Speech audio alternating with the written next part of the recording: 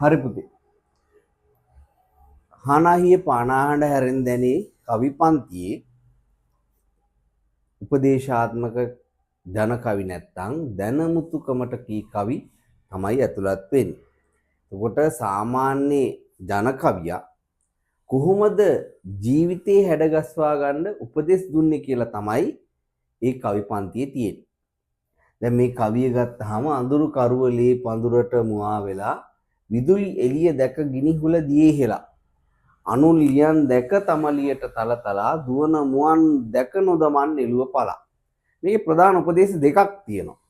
එකක් තමයි කරුවලක ඉද්දී අසිනියක් නැත්නම් අකුණක් ගැසූ පමණින් තමන්ගේ අතේ තියෙන ගිනිහුල දියේ ඔබන්න එපා.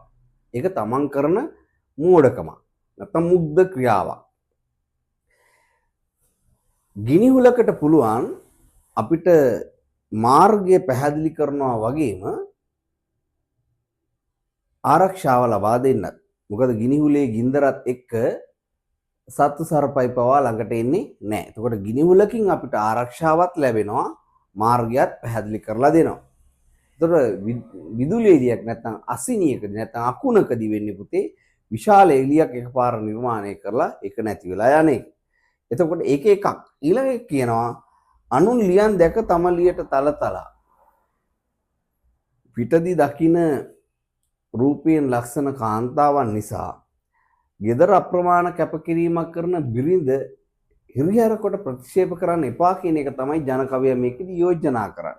ජන කවිය ඒක තවදුරටත් පැහැදිලි කරනවා. ඒක හරියට දුවන මුවන් දැකලා මුවමස් කණ්ඩ ආසාවෙන් දුවන මුවන් දැකලා තමන්ගේ කුසගින්න නිවා ගන්න තියෙන පලාමිට බිම දැම්ම වගේ වැඩක්. ඒතකොට ජන කවිය ඊට අපූර්වට උපදෙස් දෙකක් දෙනවා. එකක් තමයි අඳුරු කරුවලකදී අකුණු එළියක් දැකලා නැත්නම් අසිනි එළියක් දැකලා තමන්ගේ අතේ තියෙන ගිනිහුල දියේ ඔබන්න එපා.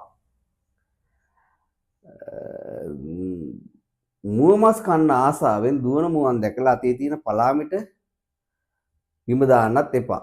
ඒක හරියට මේ දෙකම කියලා ජන කවිය කියන්නේ තමන්ගේ කියලා තියෙන තමන්ගේ පෞල් ජීවිතේ වෙනත් ලියන් නැත්නම් වෙනස් ස්වරූපණියන් දැක්ක පමණින් විනාශ කරගන්න එපා කියන එක. මේක සරලව කියනවා නම් මේ කතන්දරේ ඔක්කොම කියලා පැහැදිලි කරලා කියන්නේ තමන්ටයි කියලා තියෙන පෞල් ජීවිතය රැක ගන්න කරන අපූර්ව යෝජනාවක් ජන කවිය මේ කරන්නේ.